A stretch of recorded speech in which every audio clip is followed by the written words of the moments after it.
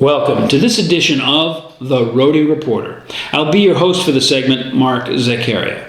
If you've followed this editorial series, you've heard us talk before about Second Amendment rights. Every individual citizen has the right to have and bear arms. It's guaranteed by both the U.S. Constitution and the Rhode Island Constitution. Even so, there is a long history of attempted government compromise of that individual right. Recent legislative action in states like Virginia, California, and New York have triggered surprisingly large public outcry from the law-abiding citizens. Others who vehemently oppose any presence of firearms in modern society have also made their voices heard. That lines have been drawn in this debate is absolutely understandable. For most Americans, there is no day-to-day need for firearms.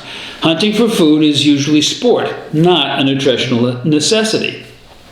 Defending your family and your home from predatory wild animals is almost never required anywhere. So, most commentators find the rate of accidental death or injury associated with careless handling of weapons to be unacceptably high.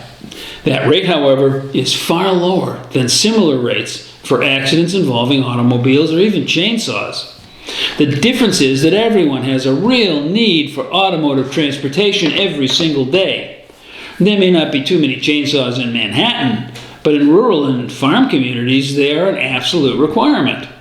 Then there's the fact that a firearm is a tool with only one purpose: to project lethal force. That frightens many folks into believing that guns should be relegated to history, not preserved for the future.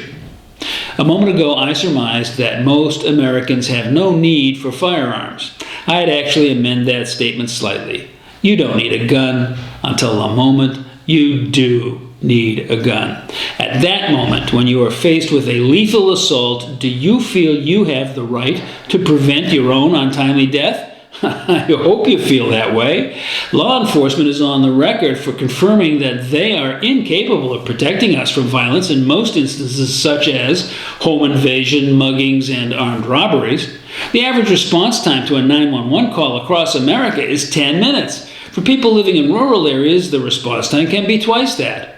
To exacerbate the situation, we are seeing a clear trend in larger cities whereby violent criminals are being released without bail.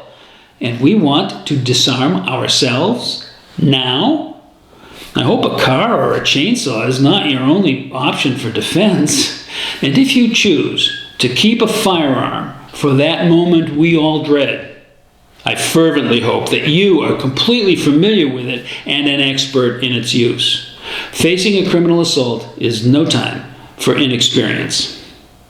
If you feel that a sovereign individual in our society has the right to life whilst healthy enough to enjoy the pursuit of happiness, then you have to agree that the right to defend against lethal violence must be upheld. There's a cacophony of gun control measures now making its way through the Rhode Island General Assembly. These proposals are all motivated by either the belief that ordinary citizens are not capable of responsible self-defense, or that removing firearms from law-abiding citizens will magically remove them from criminals, or by the ingrained bias that government must positively control all aspects of everyone's existence. Your erstwhile Rhody Reporter respectfully rejects all these idiotic positions. You innately trust all other motorists as we hurtle together down the highways at breakneck speeds. And that trust is virtually always well-founded. So have a little faith in the ability of law-abiding gun owners. We have plenty of laws concerning bad behavior. Let's not ban objects, especially those specifically protected by our founding documents.